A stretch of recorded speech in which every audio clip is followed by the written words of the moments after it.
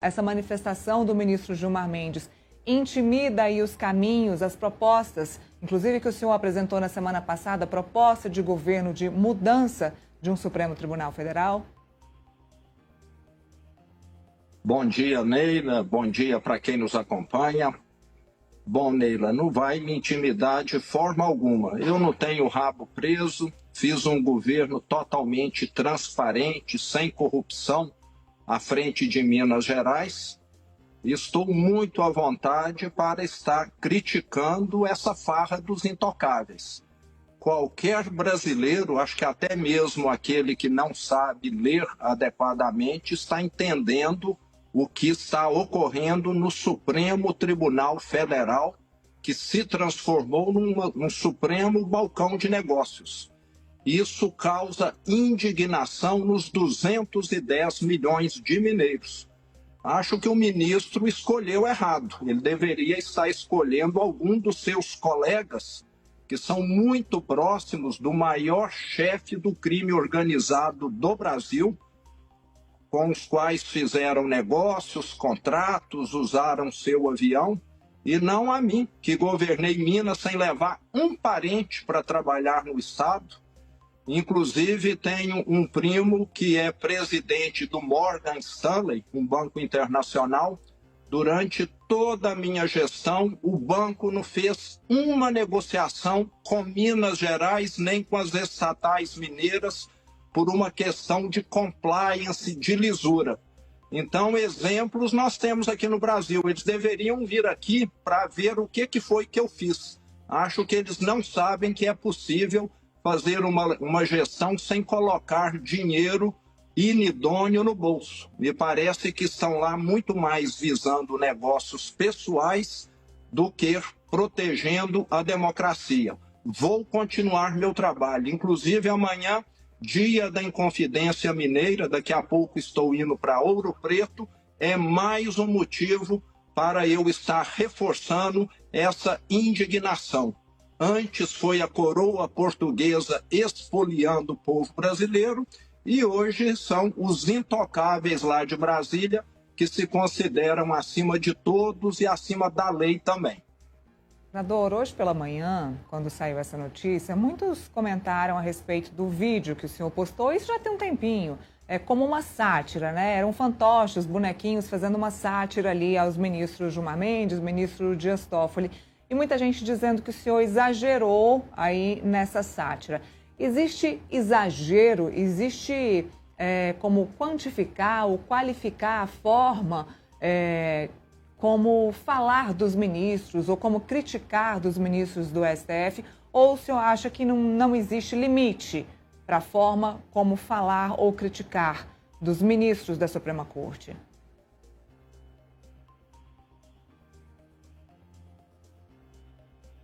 Dá para ver claramente que é uma sátira, são fantoches, uma caricatura, e isso existe desde que o mundo é mundo. Se os ministros acharam que aquilo ali coube uma identificação com eles, parece que a carapuça serviu. Eu estou muito tranquilo, como eu disse, e continuo achando absurdo, sim. Não são as sátiras, as caricaturas que diariamente são publicadas. O que eu continuo achando um absurdo é um contrato de 129 milhões ficar sem explicação. É a questão da negociação societária do resort Itaiaia ficar sem resposta. Isso, para mim, é que é um absurdo. E nada a ser feito com relação a quem está fazendo isso, que, para mim, está muito próximo de ser um ato criminoso, se utilizando do cargo para enriquecimento. Eu desconheço qualquer escritório de advocacia no Brasil que teve um contrato semelhante. Então, para mim, absurdo é isso. E não você está criticando, questionando o que tem acontecido em Brasília.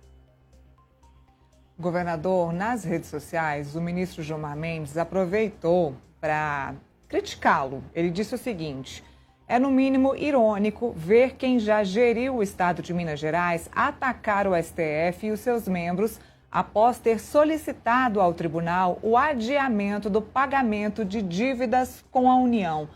O senhor acredita que tem alguma relação criticar o Supremo Tribunal Federal por ter ido até o tribunal pedir esse adiamento das dívidas do Estado que o senhor geria? Neila, a decisão do ministro deve ser tomada de acordo com a lei e com a Constituição. Minas Gerais, durante a minha gestão, pagou a dívida com o governo federal, continua pagando, pediu um parcelamento que, pelo que eu sei, foi feito de acordo com a legislação. Caso contrário, não teria sido feito. Agora, me estranha muito o ministro supor que, por ele ter tomado uma decisão favorável a Minas Gerais, que o Estado ou que eu tenho alguma dívida com ele ou com o Supremo.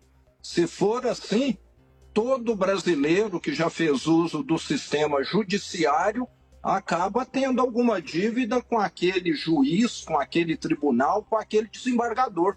Para mim, a justiça é cega e decide de acordo com aquilo que é correto.